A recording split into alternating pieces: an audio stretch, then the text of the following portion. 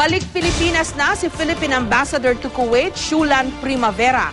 Kasabay niyan, sisimula na rin ang investigasyon sa akusasyong minolestya niya di umano ang kanyang Pilipinang kasambahay. Apela naman ng DFA o ng Department of Foreign Affairs, huwag daw sanang agad husgahan si Primavera. May report si June Veneracion. Nakauwi na ng Pilipinas si Philippine Ambassador to Kuwait, Shulan Primavera. Pinabalik ng DFA si Primavera sa bansa, makarang makusahan ng pangmomolestya sa kanyang Pilipinang kasambahay sa Kuwait. Hindi lang masabi ng DFA kung kailan siya nakauwi. Sa kanyang pagbabalik, sisimula na ang fact-finding investigation kay Primavera. The fact that we are investigating this, we believe that the accusations are serious. Ang fact-finding panel na raw ang bahalang magpasya kung dapat pa bang ilagay sa preventive suspension si Primavera habang iniimbestigahan. Ang apela lang ng DFA, wag naman daw sanang husgahan agad si Primavera sa kabila ng mabigat na paratang laban sa kanya.